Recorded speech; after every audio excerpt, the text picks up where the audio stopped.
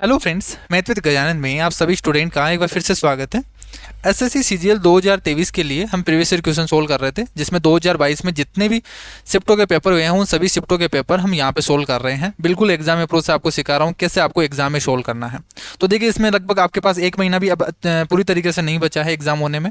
तो जो भी स्टूडेंट इसकी तैयारी कर रहा है, अब उन्होंने कंप्लीट सिलेबस तो कंप्लीट कर लिया होगा, अब मॉक टेस्ट दे रहे होंगे। तो जिनका भी मॉक टेस्ट में अगर स्कोर नहीं बढ़ पा रहा है तो आप इन 30 क्लासेस को देख लो। इन 30 क्लासेस में आपको यही चीज़ समझाइए कि मैंने आपको कि यहाँ पर आपको स्पीड कैसे बनानी है एग्जाम में, तो वो तरीका मैंने यहाँ पे सिखाया है। तो अगर किसी भी स्टूडेंट की यहाँ पे स्पीड नहीं बन रही है अगर मॉक टेस्ट में, तो इन 30 वीडियोस को अगर आप देख लेते हो तो आपकी डेफिनेटली आपकी स्पीड बढ़ने वाली है, क्योंकि इसमें सारा का सारा वो तरीका समझाया गया है कि कैसे आपको क्वेश्चन को अटेम्प्ट करना है, कैसे आपको सोल्व करना है, कौन से तरीके लगाने हैं आपको कि ताकि टाइम आपका कम लगे। तो सारी चीज़ें यहाँ पे बिल्कुल बढ़िया तरीके से एक्सप्लेन की है मैंने। तो इन 30 क्लासेस को अगर आप देख लेते हो, ऑटोमेटिकली आपकी नेक्स्ट मॉक टेस्ट में इंप्रूव हो जाएगी आपके नंबर्स, ठीक है, स्पीड भी बढ़ जाएगी। तो लास्ट क्लास में हमने 9 दिसंबर 2022 का जो शिफ्ट 1 का पेपर हुआ था वो हमने सोल्व किया था। आज हम स्टार्ट कर रहे हैं शिफ्ट 2 का पेपर। बिल्कुल एग्जाम अप्रोच से आपको बताऊंगा कैसे आपको एग्जाम में करना है, बस वही तरीका यहाँ पे सीखने को मिलेगा आपको। स्टार्ट करते हैं। देखो, ज़्यादा से ज़्यादा हम माइंड में करने की कोशिश करेंगे, पेन को हम कम लगाएंगे ताकि आपका टाइम कम बच सके, ठीक है, टाइम कम लगे आपको।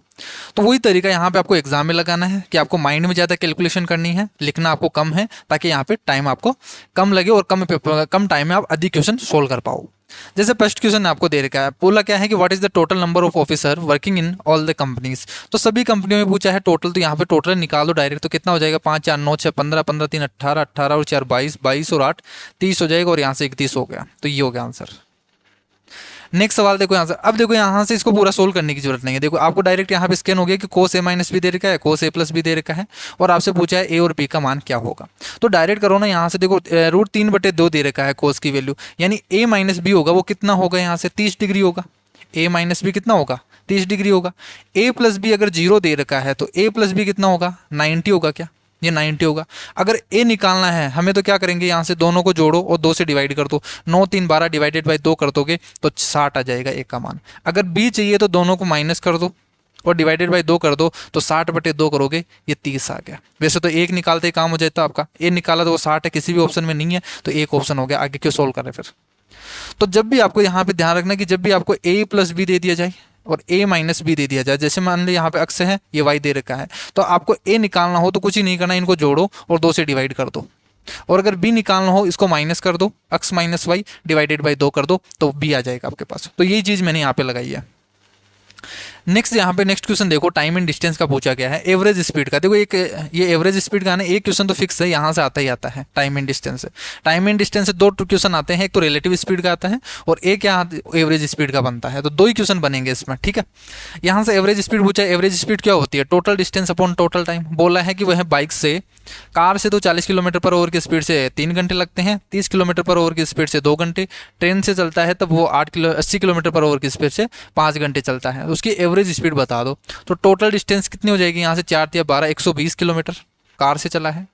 बाइक से 3 दूनी 6 60 किलोमीटर, ट्रेन से 8 पंजे 40 400 kilometre, divided by total time कितना हो गया, 5 3 8 8 और 2 10। ये हो गया टाइम। 10 से काट दो, यहाँ से कितना हो गया, यहाँ से 40 से 46 46 48 58 किलोमीटर पर आवर आ गई इसकी स्पीड। तो बस ये चीज़ आपको करना है। नेक्स्ट सवाल देखो, यहाँ से x स्क्वायर प्लस 1/x² है, x माइनस 1/x है। ये क्वेश्चन तो इतनी शिफ्टों में आ चुका है कि अब आपको डायरेक्ट ही करना है, यहाँ पे पेन भी नहीं लगाना। देखो 64 है, माइनस बनाना है तो दोनों तरफ हम माइनस करेंगे तो माइनस बन जाएगा स्क्वायर में। तो 64 माइनस 2 करो, यहाँ से 66 माइनस 2 करोगे तो यहाँ से 64 बनेगा, जो कि क्या बनेगा, x माइनस 1/x का होल स्क्वायर बनेगा। तो रूट कर देंगे तो 8 आ जाएगा इसका आंसर। कैसा आया वो देखो, यहाँ से ये क्या है, a² b²। और अगर यहाँ पे माइनस चाहिए तो मैं क्या कर दूँ, -2 और इधर भी -2 कर दूँ। तो ये वाली टर्म क्या बन जाएगी, यहाँ से x² प्लस 1/x² -2, ये बन जाएगी x माइनस 1/x का होल स्क्वायर, और इज इक्वल टू 64। यहाँ से कट जाएगा तो कितना आ जाएगा, 8 आ जाएगा। तो ये चीज़ तो आप माइंड में भी कर सकते हो ना। 66 माइनस 2 करोगे 64, 64 का रूट कर दो। तो कंसेप्ट को आपको माइंड में रखना है, कैलकुलेशन आपको यहाँ से डायरेक्ट लगानी है, ठीक है। टेन ने आपको दे रखा है, साइन ने पूछा है। टेन ने क्या होता है, परपेंडिकुलर अपॉन बेस। 2 है 3 है, तो ये क्या होगा, 9 4 13 √13 होगा। साइन ने क्या हो जाएगा, 2/√13 हो जाएगा। ये हो गया आंसर। अब इनमें क्या टाइम लगाना आपको, यहाँ से देखो टाइम एंड वर्क का है, 20 आदमी हैं, वो एक काम को 220 दिनों में कंप्लीट कर सकते हैं, यानी ये टोटल वर्क हो गया। लेकिन 90 दिनों के काम पूरा होने के पर कि 90 दिनों तक उन्होंने काम किया, फिर उसके बाद में 20 और व्यक्ति जोड़े दिए गए, उसमें नियोजित कर दिए गए, तो कार्य कितने और दिनों में हो जाएगा, मतलब ये आपसे पूछा है कि और एक्स्ट्रा कितने दिन लगे वो। तो मुझे बताओ यहाँ से कि 20 आदमी काम कर रहे थे स्टार्टिंग में, कितने दिनों में वो कंप्लीट कर सकते थे, 220 दिनों में। लेकिन 90 दिनों तक उन्होंने काम किया और उसके बाद में 20 व्यक्ति और जुड़ गए, तो 90 दिनों तक तो उन्होंने काम किया ही ना, बाकी का काम कितना बच गया, यहाँ से 220 में से 90 दिनों का काम, 220 में से 90 घटा दो, इतने दिनों का काम बच गया है। तो 220 माइनस 90 कर दो, यानी कितना हो गया यहाँ से 100, यहाँ से 130 का हो गया क्या, 130 प्लस 90 करेंगे तो 220 बन जाएगा यहाँ से। तो 130 डेज का काम बच गया है किसका, या अगर ये 20 व्यक्ति और काम करते हैं, 20 व्यक्ति काम करते हैं, 130 दिन में कंप्लीट हो जाता है ये काम। तो यहाँ से 90 दिन तो कंप्लीट कर लिए, ये बच गया आपके पास रिमेनिंग, ये इतना काम बच गया है। अब इस काम को करने के लिए 20 व्यक्ति और एक्स्ट्रा जोड़ दिए गए, पहले 20 तो थे और 20 और आ गए, यानी 40 व्यक्ति इस काम को कितने दिन में करेंगे, यही तो पूछा है। ये काम है, इस काम को 40 व्यक्ति कितने दिन में कंप्लीट करेंगे, तो निकाल दो यहाँ से कितने दिन लगेंगे, 65 दिन लगेंगे, ये हो गया इसका आंसर।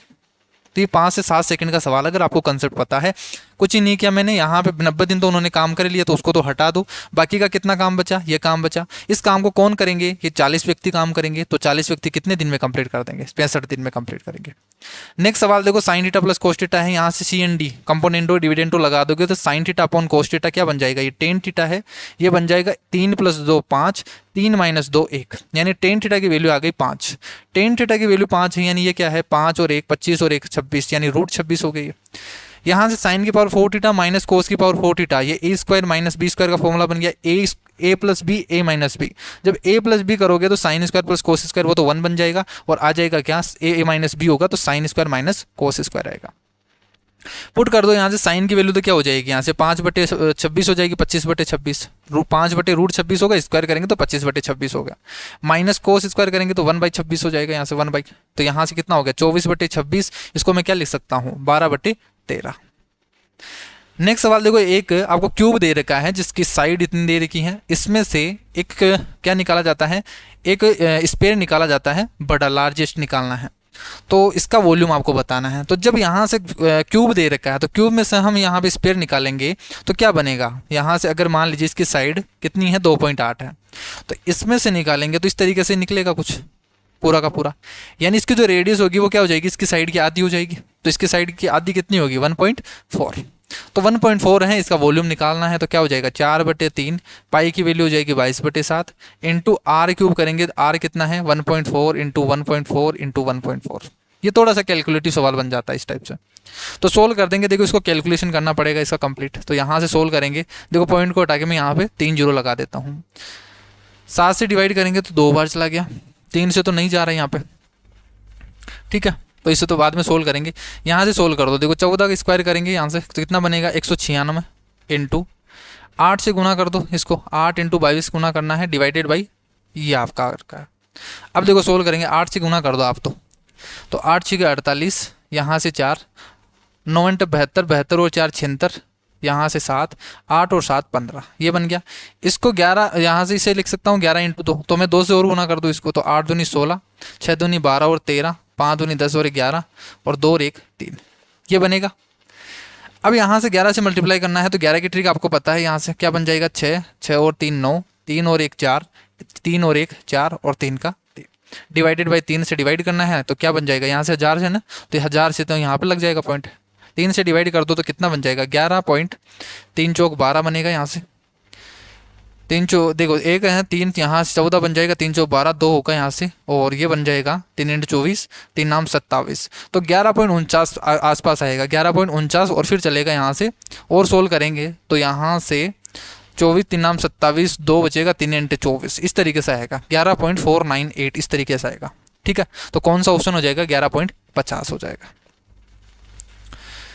नेक्स्ट सवाल देखो, 3 सेंटीमीटर त्रिज्या वाले एक सर्किल में 2 सेंटीमीटर और 3 सेंटीमीटर त्रिज्या की 2 कोड हैं, 2 जीवाएं हैं और एक व्यास के एक ही तरफ है, दोनों जीवाओं की लंबवत डिस्टेंस बतानी है। देखो क्वेश्चन क्या बोला है, ये वैसे आ चुका है, कई बार पूछा गया है, पिछले कई मतलब प्रीवियस ईयर में भी पूछा गया इस टाइप का सवाल, इसमें थोड़ा सा डाटा अलग दे दिया है तो वो थोड़ा सा कैलकुलेटिव बन जाएगा। 3 सेंटीमीटर त्रिज्या दे रखी है, 3 सेंटीमीटर ये इसका सेंटर हो गया, इसके 2 सेंटीमीटर और 3 सेंटीमीटर की 2 कोड हैं, 2 कोड हैं, तो एक तो क्या होगी 2 सेंटीमीटर वाली तो नीचे होगी और 3 सेंटीमीटर वाली ऊपर हो जाएगी, ऐसे मान ले। ठीक है, ये 2 सेंटीमीटर की है और यहाँ से इसकी रेडियस कितनी देर की है, 3 सेंटीमीटर, तो ये रेडियस 3 सेंटीमीटर है। आपसे ये पूछा है कि इसकी जो ये डिस्टेंस आपको बतानी है यहाँ से लेके यहाँ तक की, दोनों कोड के बीच में डिस्टेंस बतानी है, ये कितनी है। तो वो कैसे निकालते हैं, हमेशा यहाँ से 2 ट्राइंगल बनेंगे, एक तो ये ट्राइंगल बन गया 3, इसकी लेंथ कितनी है, 3 है, तो मुझे बताओ ये कितनी होगी, 1.5 होगी, और ये क्या होगी, ये भी 1.5 होगी, सॉरी ये अलग अलग है, ये टोटल 3 है तो ये 1.5 है, तो ये भी 1.5 होगी, इस तरीके से होगी। ठीक है, और यहाँ से ये वाली लेंथ निकाल सकते हो आप, ये वाली लेंथ निकालेंगे तो वो कैसे निकालेंगे, यहाँ से इसे मैं लिख देता हूँ 3/2, इस तरीके से लिख देता हूँ। तो यहाँ से ये वाली लेंथ आ जाएगी आपके पास ओ से लेके ए तक की, ओ से लेके ए तक की लेंथ है वो आ जाएगी 3 का स्क्वायर कर दो 9 माइनस 3/2 का स्क्वायर करेंगे तो 9/4 बनेगा, इसका रूट कर देंगे।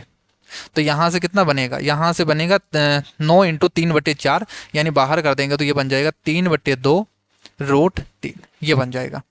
इसी तरीके से अब देखो ये तो हो गया, इसको मैं मिटा देता हूँ। दूसरा ट्राइंगल देखो यहाँ से, अब ये मिटेगा नहीं वैसे, चलो यहाँ इसी में समझ लेते हैं।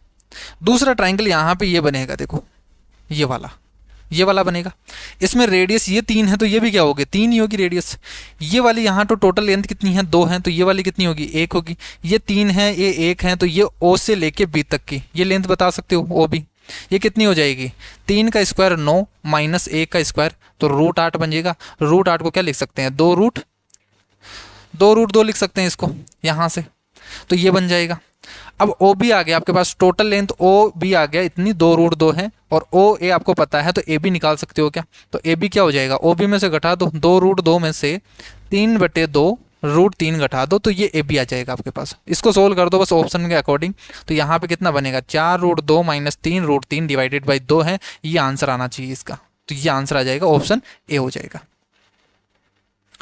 वैसे ट्रिपलेट पे बनता है, लेकिन इसमें थोड़ा सा क्या है कि इसमें हमें निकालना पड़ रहा है ओ ए, नहीं तो क्या बन जाता है यहाँ पे ट्रिपलेट दे दिया जाता है इस तरीके से कि ये डायरेक्ट सोल्व हो जाता था फिर। ठीक है, इस बार थोड़ा सा कैलकुलेटिव बना दिया इस क्वेश्चन को। नेक्स्ट सवाल देखो, फिर से एलजेब्रा का, k + 1/k4 दे रखा है, तो k⁴ + 1/k⁴ क्या होगा, यानी 2 बार हमें प्रोसेस करनी है k² + 2 की। 4 × 16 + 2, सॉरी 4 × 16 - 2 कर दो तो 14 बनेगा। एक बार और लगा दो, 14 का स्क्वायर -2 कर दो, 196 - 2 194 हो गया। नेक्स्ट सवाल देखो यहाँ से, what is the number of passing students in state B में बताना है। तो नंबर्स यहाँ पे नंबर ऑफ स्टूडेंट लाख में दे रखे हैं, 1,40,000 है, तो 1,40,000 है बी में, और बी का रेशियो कितना दे रखा है, 3:4 है। तो पास कितने हो रहे हैं, 3 हो रहे हैं, फेल 4 हो रहे हैं, तो 7 में से 3 पास हो रहे हैं, तो पास का ही पूछा आपको, तो यहाँ से सोल्व कर देंगे, 7 दूनी 14, 3 दूनी 6, 60,000 आ जाएगा आपका answer. How many less money is spent on state P then on the state S. अब देखो यहाँ से बोला है कि राज्य एस की तुलना में राज्य पी पर कितना कम धन खर्च किया गया है। एस की तुलना में बताना है पी पर, तो पी में कितना है 13%, एस में कितना है 26%, तो 26% और 13% के बीच में डिफरेंस कितना हो गया 13% का, तो 13% कम खर्चा किया गया है। टोटल दिया होगा आपको, यहाँ पे दिया हुआ है 1620 करोड़, तो 1620 करोड़ का यहाँ से 13% निकाल दो तो कितना बनेगा, 13 दूना 26, 2 13 65, 13 78, 78 2 80, यहाँ से 8 और 13 और 8 ये हो जाएगा 21, तो यहाँ से हो जाएगा 210.6 करोड़। ठीक है, परसेंटेज में निकालेंगे तो पॉइंट हो जाएगा, यहाँ से 0 तो था ही, तो 00 से डिवाइड करेंगे तो ये बन जाएगा। ठीक है, तो 210.6 करोड़ आ जाएगा। ये तो इजी सवाल है। अब देखो यहाँ से एलसीएम का है, एलसीएम निकालते कैसे हैं, वो तो हमेशा टाइम एंड वर्क में मैंने बता दिया है कैसे निकालते हैं। सबसे बड़ी संख्या ले लो, यहाँ से 450 है, इसको मैं क्या लिख सकता हूँ, 9 पंजे 45 × 10 इस तरीके से लिख दो, या तो किसी भी तरीके से आप फैक्टर करना चाहो वैसे लिख सकते हो। ये है 450। अगर मैं 360 से डिवाइड करना चाहता हूँ तो मुझे क्या चाहिए, यहाँ पे 10 तो देखो 10 तो इसमें है, ये तो उठा दो, 9 भी इसमें है, 9 भी इसमें है, एक 2 और एक्स्ट्रा है तो 2 और चाहिए मैं ओनली, तो यहाँ से 2 और लिख दूंगा, तो ये 360 से डिवाइड हो जाएगा। 144 क्या होता है, 12 का स्क्वायर होता है, 12 का स्क्वायर होता है, यानी इसको क्या लिख सकता हूँ, 3 या 9, 9 × 16, 16 नाम 144 होता है। तो देखो 9 तो है इसमें, तो 9 को तो काट दो, 2 और 2 इसमें 4 भी है, केवल 4 नहीं है, एक 4 और आ जाए तो ये 144 से भी डिवाइड हो जाएगा, तो ये इसका एलसीएम हो गया। तो मतलब ऐसी संख्या बनानी होती है जो इन तीनों संख्या से डिवाइड हो, तो वहीं इसका एलसीएम होता है। सोल्व कर दो, देखो 50 है, 100 यहाँ से 50 और 100 400 और 9 चौक 3600, ये हो गया आंसर। एक दुकानदार है एक पंखे को अंकित मूल्य पर 85 रुपये की नगद डिस्काउंट देता है, यानी केस पे वो दे देता है कि 85 रुपये कम कर देता है, और फिर 10% और 2% के दो सक्सेसिव डिस्काउंट और दे देता है। पंखे का मार्क प्राइस ये है, तो सेलिंग प्राइस क्या होगा? तो मुझे बताओ, यहाँ से ओरली कर सकते हैं कि अपन डायरेक्ट ही कर दे। देखो कैसे कि 1285 रुपये उसका मार्क प्राइस है, उसमें 85 रुपये का डिस्काउंट देता है, यानी वो कितने रुपए में बेचेगा? पहले तो 1200 रुपये में। अब इस 1200 रुपये पर 10% और 2% की सक्सेसिव डिस्काउंट और देता है, तो मुझे बताओ यहाँ से ओवरऑल डिस्काउंट कितना हो गया? 10% और 2% का 10 और 2 12, 12 माइनस 20 डिवाइडेड बाई 100 करेंगे तो 12 में से 2.2 घटा दो तो कितना बचेगा? 11.8%। तो उसको 11.8% का डिस्काउंट और मिल गया। तो 1200 रुपये की चीज़ थी, उसको 11.8% का डिस्काउंट मिलेगा, तो लगभग कितने में बेचेगा? ऑप्शन सभी देखो दूर दूर हैं थोड़े से। तो 1200 को 11% निकाल दो। देखो मैं कैसे निकालूंगा, यहाँ पे कैलकुलेशन नहीं करूंगा। यहाँ पे 11.8% निकालना है, तो 10% निकालेंगे तो वो तो कितना होगा? 120 रुपये। 1% निकालेंगे तो वो कितना होगा? यहाँ से 12 रुपये। अगर 0.8%, मैं तो एक ही मान लेता हूँ, इसको भी एक मान लेता हूँ, यानी 24%, यहाँ से 24 रुपये का डिस्काउंट, यानी लगभग उसको कितने का मिलेगा? यहाँ से 144 रुपये का डिस्काउंट मिलेगा। तो जब 1200 रुपये में 144 कम कर देगा, इसमें से 144 रुपये कम करके देगा, तो वो कितने रुपये में बेचेगा फिर वो? ठीक है, 144 कम कर देंगे तो यहाँ से कितना हो गया? वो यहाँ से बेचेगा 1056 रुपये में। तो लगभग वो 1056 में बेचेगा। मैंने देखो थोड़ा सा इसमें ज़्यादा डिस्काउंट दे दिया, इसलिए कम आया है, तो ये थोड़ा सा ज़्यादा होगा। जो भी ऑप्शन 1056 से आसपास है और ज़्यादा है, वहीं इसका आंसर होगा। तो देखो सभी ये 1000 है, 958 है, ये 1100, तो ये तीनों नहीं होंगे। 1056 से थोड़ा सा ज़्यादा है, ये हो जाएगा। बाकी अगर इसको लिखना चाहते हो और वैसे करना चाहते हो, ये तो अपना वही तरीका हो गया डेली लाइफ वाला कि हम कैसे करते हैं।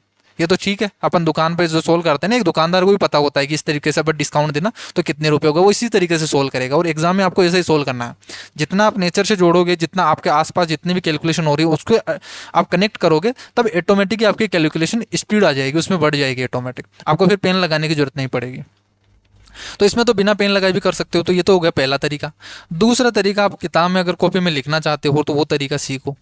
1285 में 85 का डिस्काउंट दे दिया तो ये तो 1200 रुपये में होगा। फिर 10% और 2% का और डिस्काउंट दे दिया तो 10 रुपये की चीज़ थी, तो 10 रुपये पर 1 रुपये का डिस्काउंट दे दिया तो 9 रुपये में बेचेगा।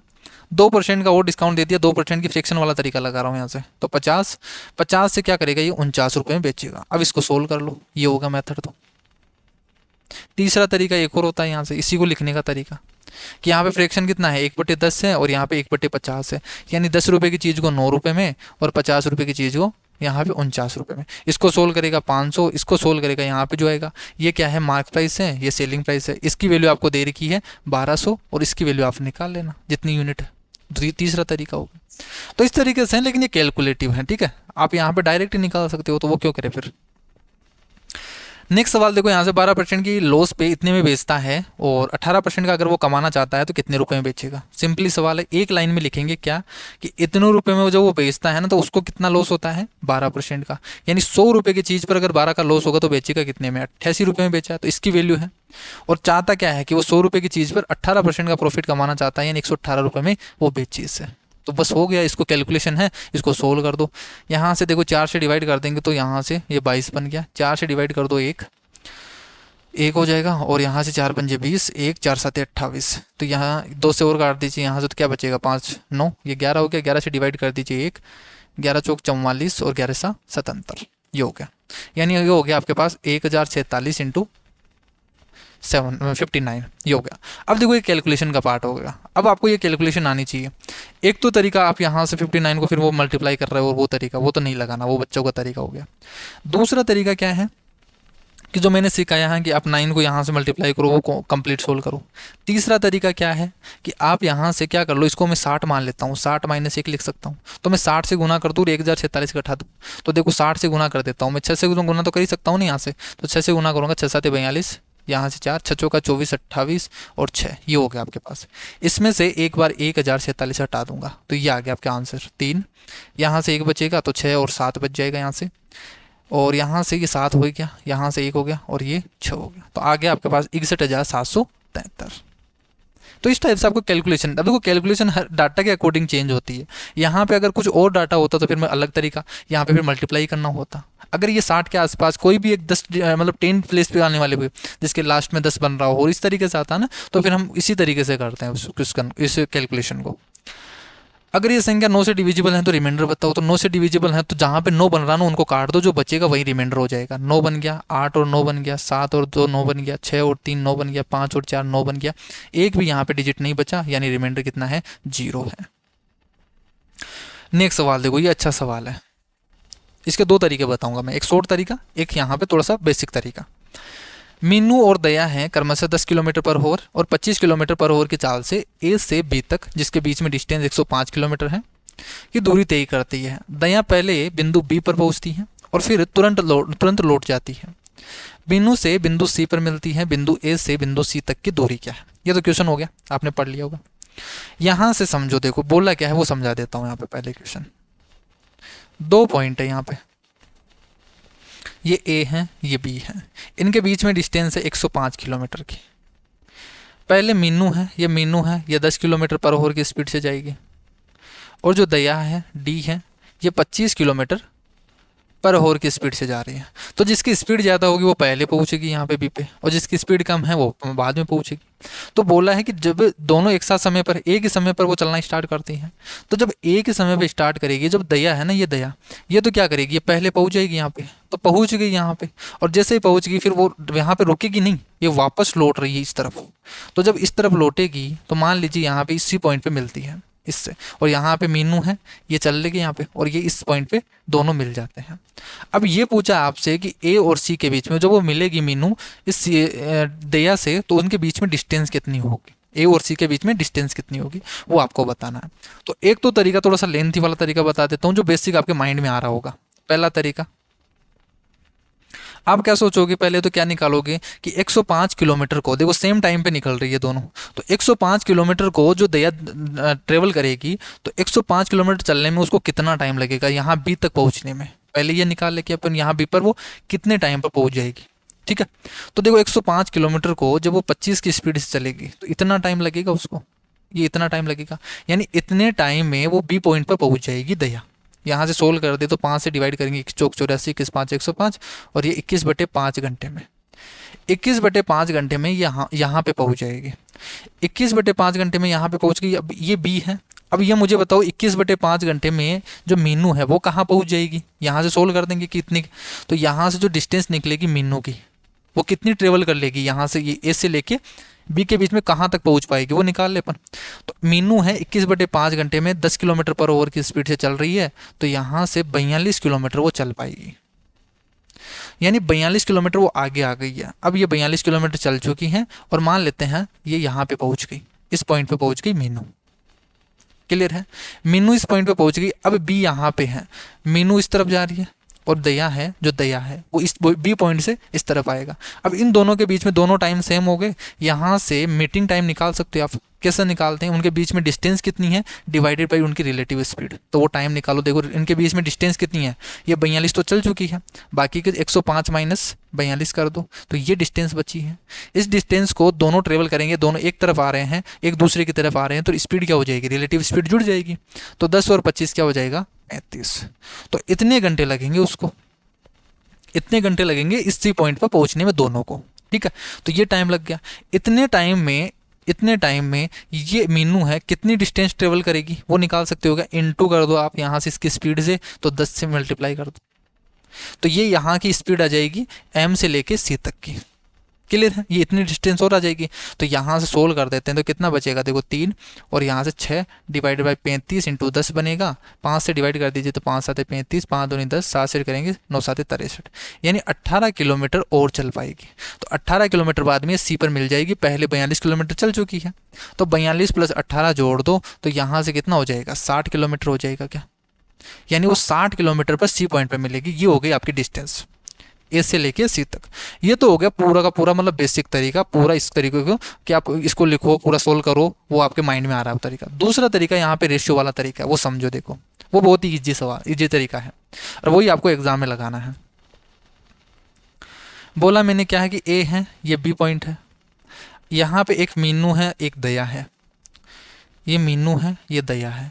अब ये दया और मीनू एक ही टाइम पे निकलती है, यानी टाइम तो कांस्टेंट है उन दोनों का, कि मीनू ये यहाँ पे सी पॉइंट पे मिल रही है, मैं मान लेता हूँ ये सी पॉइंट है, मीनू इस सी पॉइंट पे मिल रही है, मान लेते हैं टी टाइम में, तो इतने ही टाइम में दया क्या करेगी, यहाँ पे बी पे जाएगी, बी से घूम के वापस इस सी पे आ जाएगी। उसको भी कितना ही टाइम लगेगा, टी ही टाइम लगेगा। क्या मीनू को सी में जाने पर टी टाइम लगता है, तो उतना ही टाइम डी को बी से घूमकर वापस सी पर आने में लगता है। टाइम कांस्टेंट हो गया, दोनों को टाइम तो क्या लगने वाला है, सेम ही लगने वाला है। तो जब टाइम कांस्टेंट हो गया तो स्पीड इक्वल टू क्या होता है, यहाँ पे डिस्टेंस इक्वल टू क्या होता है, स्पीड इनटू टाइम। तो जब टाइम कांस्टेंट है तो स्पीड और स्पीड का जो रेशियो होगा वही क्या हो जाएगा, इनकी डिस्टेंस का रेशियो हो जाएगा। तो ये तो समझाने के लिए बताया था। डायरेक्ट यहाँ से क्या हो जाएगा, देखो स्पीड का रेशियो कितना है इनका, मीनू और दया का, मीनू और दया का 10:25 यानी 5:2 से डिवाइड कर दो, 2:5 हो गया। क्या 2:5 हो गया। ये स्पीड का रेशियो है, यही क्या है, डिस्टेंस का रेशियो है। यानी मीनू अगर 2 किलोमीटर चलेगी, यूनिट में बता रहा हूँ, वैसे 2 यूनिट है ये, अगर मीनू 2 किलोमीटर चलेगी तो दया कितना चलेगी, 5 किलोमीटर, ऐसे समझो। यानी 2 यूनिट अगर मीनू चलेगी तो दया कितनी, 5 यूनिट चलेगी। तो मीनू यहाँ से सी तक चलेगी तो ये 2 यूनिट है, कितना है, 2 यूनिट है। और दया कितना चलेगी, 5 यूनिट। तो ये 2 यूनिट है, यहाँ से लेके यहाँ तक की ये 2 यूनिट है। और ये बाकी की यहाँ से 2 तक तो चला ही है, दया भी 2 तक यहाँ पे चली है। और 2 के बाद में बाकी की ये जो डिस्टेंस है वो कितनी है, 3 है। लेकिन 3 ये नहीं है, ये पहले यहाँ पे गई है और फिर वापस से आई है, यानी 3 की आधी है। 3 का आधा कितना है, 1.5। तो ये 1.5 यूनिट है। ठीक है, टोटल डिस्टेंस कितनी हो गई यहाँ से, 3.5 यूनिट हो गई। क्या इसी की तो वैल्यू आपको दे रखी है, यहाँ से टोटल डिस्टेंस कितनी है, 3.5 यूनिट की वैल्यू 105 है। आप बता दो 2 यूनिट की वैल्यू आपसे पूछा है, तो 105 है वो 3.5 की यूनिट की वैल्यू है, और 2 यूनिट की वैल्यू बता दो, पॉइंट से हटा दो, 35 थी या 105, 3 दूनी 2, 3 दूनी 6 हो गया, ये हो गया आपके पास 60 किलोमीटर। तो बस यही करना था आपको, हो गया। रेशियो से यहाँ से ये तो कुछ लिखना, आपको पता चल गया कि रेशियो क्या है, 2:5 है। 2:5 है, इसका आधा कर दिया, यहाँ से कितना हो गया, 2, 3, यहाँ से ये 2 है तो ये भी क्या होगा, ये 3 होगा। 3 का आधा क्या, 1.5, ये 1.5 है। टोटल यूनिट कितनी होगी, 3.5। 3.5 की वैल्यू ये है, तो 2 यूनिट की वैल्यू आप निकाल सकते हो। नेक्स्ट सवाल देखो, what is the value of x बताना है यहाँ से। तो जब रेशियो यहाँ से प्रपोर्शन दे रखा है तो ये क्या होता है, इस तरीके से मल्टीप्लाई होता है। तो 81 इंटू अक्स है, ये होगा 36 इंटू 63 के बराबर। 9 चौक 36 कर दो, 9 नाम 81, 9 से डिवाइड कर दो 7, 7 चौक 28, आंसर आ गया। 2 ट्राइंगल हैं सिमिलर हैं, जिसमें ए बी बी सी और सी आपको दे रखा है, और इसकी जो लार्जेस्ट साइड आपको दे रखी है, the length of smallest side D E F की 200 सेंटीमीटर देख रखी है, और पूछा क्या है, find the length of longest side, longest side पूछा है। तो जब भी मैंने बताया कि जब भी 2 ट्राइंगल सिमिलर हो तो उनके साइड क्या होते हैं, बिल्कुल एक दूसरे के सिमिलर होंगे। ठीक है, उनका रेशियो इक्वल होगा। तो देखो यहाँ से पूछा है सबसे लंबी भुजा, किसकी पूछी है, डी ई एफ की। अगर डी ई एफ की सबसे लंबी भुजा बताना है, और दिया क्या है, डी ई एफ की सबसे छोटी भुजा है, तो हम क्या कर दे, छोटी भुजा और बड़ी भुजा में रेशियो निकाल दे। तो ए बी सी में सबसे बड़ी भुजा तो कौन सी है, सबसे देखो यहाँ से सबसे बड़ी कौन सी है, ए सी है। तो सबसे बड़ी डिवाइडेड बाई सबसे छोटी कौन सी है, B C, is equal to D E F में भी यही होगा। सबसे बड़ी भुजा आपको पूछी है और सबसे छोटी आपको दे रखी है 200, निकाल दो, यहाँ से सोल्व कर देंगे तो 12 चौक 48, 4 से डिवाइड कर देंगे तो 4 पंजे 20, तो कितना आ गया यहाँ से, 500 सेंटीमीटर। नेक्स्ट सवाल देखो, यहाँ से ये भी अच्छा सवाल पूछा गया परसेंटेज से। देखो 2 उम्मीदवार हैं, इनके बीच में लड़े गए चुनाव में कुल मतदाताओं में से 15% ने तो वोट ही नहीं डाला, 100 वोट इनवैलिड कर दिए गए, और जो जीतने वाला उम्मीदवार है वो टोटल वोट थे ना, उसका 45% मिलता है उसको, और वो 400 वोटों से जीत जाता है। तो बताना है टोटल वोट कितने हैं। पहला तरीका, बेसिक तरीका, तो मैं मान लेता हूँ कि टोटल वोट अगर 100 अक्स थे, 100 अक्स थे, अक्स का मैंने मल्टीपल मान लिया था कि यहाँ पे परसेंटेज में दे रखा है, तो परसेंटेज निकालना इसी हो जाए, वरना हम अक्स मान के करते हैं बेसिक तरीके से। तो ये टोटल वोट है, मैं टोटल वोट मान लेता हूँ कि 100 अक्स है। इसमें से 15% वोट को तो इनवैलिड कर दिया, तो बचे कितने, 85 अक्स, ये बचे। इनमें से भी 85 अक्स बचे, इनमें से भी 100 को इनवैलिड कर दिया, तो 100 को इनवैलिड कर दिया, तो बची ये वोट बच गया आपके पास। अब बोलना है कि जो विनर है वो 45% वोट प्राप्त करता है टोटल वोट का, तो टोटल 100 अक्स है यानी 45% मिलेगा उसको, तो ये विनर को मिल गया। तो मुझे बताओ लूजर को कितना मिलेगा, वोट तो इतने ही है, इतने में से 45 अक्स तो उसको मिल गए, ये टोटल वोट है आपके पास। इनमें से 45 अक्स तो इसको मिल गए, तो मुझे बताओ लूजर को कितने मिलेंगे, इसमें से हटा देंगे 45 अक्स, तो 85 अक्स माइनस 100 माइनस 45 कर दो, तो यहाँ से कितना बचेगा 40 अक्स माइनस 100 वोट बचेंगे। इसको बोला है 400 वोटों से जीत गया, यानी इनका डिफरेंस आपको 400 दे रखा है, इनका डिफरेंस आपको 400 दे रखा है। सोल्व करेंगे तो कितना आ जाएगा 5 अक्स प्लस 100 इज इक्वल टू 400। तो अक्स की वैल्यू कितनी आ गई यहाँ से, अक्स की वैल्यू इधर 300 जाएगा, 300 डिवाइडेड बाई 5 करोगे तो 60 आ जाएगा। अक्स की वैल्यू 60 आ गई, टोटल वोट आपसे पूछा है तो यहाँ से 6000 हो जाएगा क्या, ये हो गया आंसर।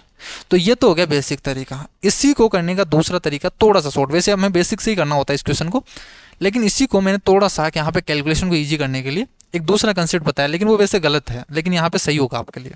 ठीक है, मेथड गलत है लेकिन हमेशा आपका आंसर सही आएगा। उससे करना क्या है आपको, आपको देखो इसमें करना क्या है, कुछ ही नहीं करना आपको। यहाँ पे जो आपको बोला है ना कि 100 वोटों को इनवैलिड कर दिया गया, और कितने वोटों से वो जीतता है 400 वोटों से, या उनका डिफरेंस बोल दो, या उनका वो इतने वोटों से जीतता है, बात एक ही है।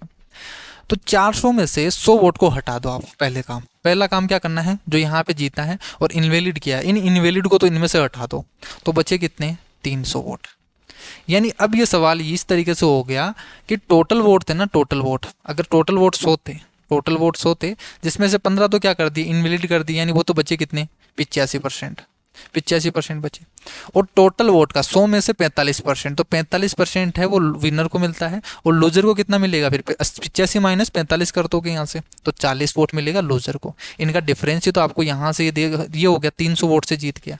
तो 5 यूनिट की वैल्यू आपको 300 है, 5 यूनिट की वैल्यू 300 है, 100 यूनिट की वैल्यू निकाल दोगे यहाँ से, तो कितना आ जाएगा आपके पास आंसर 6000 आ जाएगा। क्लियर है, तो बस ये चीज़ आपको करनी है। यहाँ पे एक्स वगैरह नहीं माना, ये पूरा आप सोल्व कर रहे हो, ये नहीं कर रहा, डायरेक्ट क्या करो, जो डिफरेंस दे रखा है उसमें से जो इनवैलिड है उसको घटा दो। अब ये क्वेश्चन को इस तरीके से मान लो कि वो 300 वोट से जीत जाता है, ये चीज़ हट गई आपके पास। अब ये पूरा का पूरा सोल्व कर लो कि 15% इनवैलिड कर दिया तो 85 बचा, और टोटल में से 45 उसको मिल गया, तो 85 में से बाकी का इसको मिलेगा, इनका डिफरेंस दे रखा है, यहाँ से सोल्व कर लेंगे। The angle form by the sector representing education at the centre of the circle. Education का आपको बताना, तो एजुकेशन देखो 15% है, तो 360 डिग्री बनता है एक पॉइंट पे, ये 100% की वैल्यू है, 100% का 360 डिग्री बनाया हुआ है। तो आपको पूछा है 15% का कितना बनेगा, सोल्व कर दो यहाँ से, 3.6 इंटू 15 करेंगे, 3.6 इंटू 15 तो कितना होगा 36, और 18 जोड़ दो यहाँ से, 36 और 18 जोड़ देंगे तो कितना बन जाएगा 54 हो जाएगा। यहाँ से देखो 36 है ना, 36, और यहाँ से देखो 3.6 है, 10 से गुना करेंगे तो ये तो कितना बनेगा, सही है कि यहाँ पे 360 है, 360 डिग्री बनेगा, टोटल 100 डिग्री का 100% का और 15% का निकालना है। ठीक है, तो यहाँ से ये 3.6 हो गया, 15 से 45 हो गया, 15 से 45 और 6 करेंगे 15 चिकन 90, 45 और 9 54 हो गया। या वैसे भी कर सकते हो कि 36 को 10 से गुना करेंगे तो 36 बनेगा, और 3.6 को 5 से गुना करेंगे तो कितना बन जाएगा, यहाँ से 18 और बन जाएगा। ठीक है, तो 18 और जोड़ दो यहाँ से, 6 8 14 54 बन जाएगा। तो वैसे भी कर सकते हो और इस तरीके से भी कर सकते हो, वो तो कैलकुलेशन का पार्ट है। एक त्रिभुज में 2 एंगल आपको दे रखे हैं, दोनों बराबर हैं, यानी आइसोसेलेस ट्रायंगल है। तीसरा एंगल आपको 78 दे रखा है, तो मुझे बताइए दोनों एंगल क्या होंगे बाकी के बचे हुए, वो 180 माइनस 78 होंगे, यानी 102 डिग्री होंगे। दोनों सेम है, दोनों सेम है, तो आधे आधे हो जाएंगे, यहाँ से 51 डिग्री के हो जाएंगे। अज्ञात कोण बताना है, यानी 51 ही बताना है। ये सवाल देखो, ये सवाल बहुत ही ज़्यादा कैलकुलेटिव है, इसको सोल्व भी नहीं कर सकते अपन, कुछ भी कर लो चाहिए। What is the present value of 10,000 है received in 2 years if the interest rate of 12% per year discounted semi annually. बोला क्या है कि एक अमाउंट आपको दे रखा है कि जो 2 साल में प्रिंसिपल आपको निकालना है, 2 साल में एक प्रिंसिपल है वो 10,000 हो जाता है, किस रेट से 12% से, जब हम सेमी एनुअली यानी हाफ ईयरली हम काउंट करते हैं तब। तो आपको बताना है कि वो शुरू में कितना था, यानी प्रेजेंट वैल्यू क्या थी, यानी प्रिंसिपल आपको बताना है। तो प्रिंसिपल बताना है, अमाउंट आपको दे रखा है कि 10,000 है। मुझे बताओ हाफ ईयरली किया गया है, तो रेट को तो आधा कर दो, तो रेट तो हो जाएगी 6%, और टाइम को कर दो दुगना, क्योंकि 2 बार काउंट हुआ है, तो ये क्या हो गया 4 साल।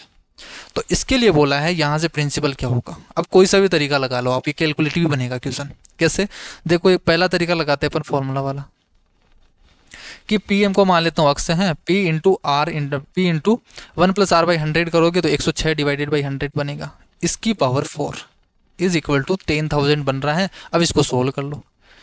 क्वेश्चन ईजी है, कंसेप्ट ईजी है, लेकिन कैलकुलेशन के मामले में बहुत ज़्यादा कैलकुलेटिव दे दिया। अब 106 है तो यहाँ से 50, और मैं बोल सकता हूँ ये 53 हो गया। यानी 53 नीचे तो होगा 53 इंटू 53 इंटू 53 इंटू 53 4 बार, और ऊपर होगा 50 इंटू 50 इंटू 50 इंटू 50। अब इसको कैसे सोल्व करोगे आप? ये हो गया पहला तरीका। दूसरा तरीका, अगर हम यहाँ से रेट का लगाए तो वो तो 4 साल के लिए हो गया, रेट तो बहुत ही पॉइंटों में चलेगी। अगर मान ले यहाँ पे अगर हम अप्रोक्सीमेशन भी लगाए इस क्वेश्चन में, अब एग्जामिनर पता नहीं क्या सोच के दिया इस तरीके का डाटा कि क्वेश्चन को करवाना भी चाहता है या नहीं करवाना चाहता है, इसे छोड़ के आना है। इस क्वेश्चन को देखो, अगर एग्जाम में बैठे ना तो मैं गारंटी देता हूँ इस क्वेश्चन को कर ही नहीं सकता अपन, कितना ही चाहे आप कोई सा भी कितना विद्वान हो, अगर टीचर भी जाएगा ना वो भी इस कैलकुलेशन को सॉल्व नहीं कर पाएगा। क्यों नहीं कर पाएगा वो चीज़ समझो यहाँ से। अगर यहाँ से देखो 53 53 53 53, यहाँ से मान लेता हूँ हमें स्क्वायर भी कर लेंगे क्यूब भी कर लेंगे, लेकिन 4 पावर करेंगे यहाँ से नीचे, और जब पावर करके फिर डिवाइड करेंगे इसको, और पॉइंटों में आना चाहिए सेम। देखो 7920 7920 9094, इतने करीब कौन देता है ऑप्शन? अगर यहाँ पे थोड़ा थोड़ा अलग भी दे रखा होता कि 8000 दे दिया, 7000 दे दिया, 7900 दे दिया, तो इस टाइप का तो फिर भी पता नहीं कर देते अपन सोल्व, लेकिन इस टाइप से तो नहीं कर सकते इस सवाल को। यहाँ तो बिल्कुल ही पॉसिबिलिटी नहीं है। कैलकुलेटर से कर दो, आंसर आ जाएगा आपके पास, ये आ जाएगा। बस कंसेप्ट आपको पता है, ये कैलकुलेशन करनी है, ये आंसर आएगा, लेकिन करेंगे कैसे वो पता नहीं है आपको, क्योंकि यहाँ पे इतना कैलकुलेटिव है ना, ये अपना माइंड तो नहीं कर सकता इस चीज़ को। अगर आपको कोई तरीका पता है तो आप कमेंट करके मुझे बता सकते हो कि किस तरीके से आप कर सकते हो। बाकी यहाँ पे अगर इफेक्टिव रेट वाला भी लगाओगे तो 4 साल के लिए लगाना पड़ेगा, तो 12 12 तो 2 के लिए तो कितना हो जाएगा, यहाँ से 25.44 होगा, और फिर 25.44 का फिर से निकालोगे तो 50.88, और फिर 25 इंटू 25 25.44 इंटू 25.44 डिवाइडेड बाई 100, और फिर इफेक्टिव रेट आएगी। और फिर उसको क्या करना है, इस 10,000 में उसका 100 प्लस 100 करके डिवाइड करेंगे, फिर निकालेंगे, तो पॉइंटों में डिवाइड कौन करेगा इतना, तो नहीं हो पाएगा ये सवाल। तो ये तो नहीं होने वाला एग्जाम है कैलकुलेशन, यहीं तक हम कर सकते थे, इसके आगे नहीं सोल्व कर सकते एग्जाम में, इसे कैलकुलेटर से ही करना होगा। ठीक है, 53 से 4 बार, एक बार तो डिवाइड कर सकते थे, 2 बार भी डिवाइड कर दे, लेकिन 4 बार डिवाइड कहाँ से करेंगे? और फिर यहाँ पे पॉइंट में भी सेम आना चाहिए, यहाँ पे इतना कुछ करीब हो, तो नहीं हो सकता ये सवाल। अगर आपको कोई राय देनी हो यहाँ पे, किसी तरीके का आपको पता हो तरीका इसको सोल्व करने का, तो एक बार कमेंट जरूर कर देता मेरे को। ठीक है, मुझसे तो नहीं हो रहा है कैलकुलेशन इस तरीके से। एक शंक्वाकार पात्र है जो ठोस लोहे का बना हुआ है, इसके आधार की त्रिज्या 7 सेंटीमीटर दे रखी है, और हाइट है वो 15 सेंटीमीटर दे रखी है। लोहे का वेट है वो प्रति सेंटीमीटर क्यूब से नापा जा रहा है, यानी 1 सेंटीमीटर क्यूब का 15 ग्राम है, इस तरीके से बोल दिया। तो इसका वेट कितना बताना, वेट बताना, तो 1 सेंटीमीटर का 15 है, तो टोटल वॉल्यूम निकाल दे इसका, उसका निकाल देंगे कितना सेंटीमीटर क्यूब है ये, तो 1/3 क्यूब इसमें किसमें है, कॉनिकल में है, तो 1/3 22/7 इंटू आर स्क्वायर करेंगे तो 7 इंटू 7 इंटू ऊंचाई आपको 15 दे रखी है, तो इतना सेंटीमीटर क्यूब आएगा। क्लियर है?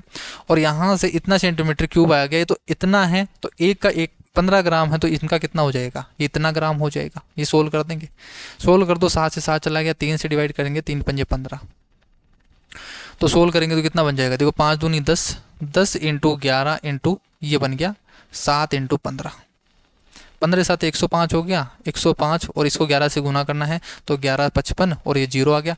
ये ग्राम में आया है, यहाँ पे केजी में दे रखा है, 3 कर दो यहाँ से तो 11.55 केजी आ जाएगा।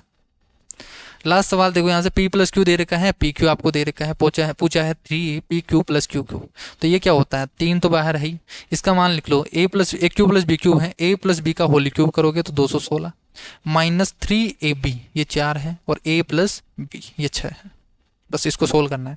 216 में से 6 का 24, 24 दिया 72, तो 616 में से 72 घटा दो तो कितना बच जाएगा, यहाँ से 14, 144 इंटू 3 हो गया। सोल्व कर देंगे, 4 तिया 12, 1 4 तिया 12 और 13, और यहाँ से ये हो गया 432, तो ये हो गया इसका आंसर। क्लियर है? तो ये 25 सवाल थे, बिल्कुल मैंने आपको एग्जाम तरीके से बताया कि कैसे आपको एग्जाम में करना है, कौन सा सवाल किस तरीके से करना है, वो सारे तरीके मैंने आपको बताए हैं। ठीक है, तो आई होप आपको ये सारे सवाल अच्छी तरीके से समझ में आए होंगे, और आपकी जो भी राय हो किस तरीके से हम और सीरीज को चालू कर सकते हैं या कुछ अलग टॉपिक पढ़ना हो तो आप कमेंट जरूर कर दीजिएगा मेरे को। ठीक है, और जितने ज़्यादा आप लोगों के साथ शेयर कर सकते हो ना उतने शेयर कीजिए, क्योंकि मतलब बहुत कम लोग देख रहे हैं, तो फिर मन नहीं करता इस वीडियोज़ को बनाने का, इस सीरीज़ को कंटिन्यू करने का। कुछ लोग तो करते हैं पे ठीक है कंटिन्यू करो, 2-4 लोग कह देते हैं कंटिन्यू करो, लेकिन 100-200 स्टूडेंट के लिए फिर ये कंटिन्यू करना, क्योंकि मेहनत खूब लगती है। यहाँ पे पहले PPT बनाना होता है, फिर पूरा का पूरा यहाँ पे कंसेप्ट देखना पड़ता है कि बच्चों को कैसे शॉर्ट में प्रोवाइड किया जाए, तो वो तरीका सीखना। तो एक वीडियो बनाने में 5 से 6 घंटे लग जाते हैं, फिर एडिटिंग वगैरह उसमें पूरा अपलोड करना, तो 6 घंटे लग जाते हैं। मैं अपना कंटेंट बनाना छोड़ के यहाँ पे ये सीरीज चालू कर रखा हूँ, ठीक है। तो ज़्यादा से ज़्यादा लोगों के पास शेयर कीजिए ताकि और भी लोग हैं इस चीज़ को देखें और चीज़ों को समझें, क्योंकि यहाँ पे मैं पूरा बेस्ट दे रहा हूँ यहाँ पे, ठीक है। फिर अगर इसमें कुछ रिस्पॉन्स नहीं मिलता है ना, फिर यहाँ पे डिमोटिवेट हो जाते हैं और फिर ये सीरीज कंटिन्यू नहीं हो पाएगी आगे। तो आई होप आपको ये चीज़ अच्छी लगी होगी और आप लोगों के साथ भी शेयर करेंगे, ठीक है। तो आज की क्लास में इतना ही, नेक्स्ट क्लास में हम मिलेंगे एक नई शिफ्ट के साथ। तब तक के लिए bye bye, take care, thank you.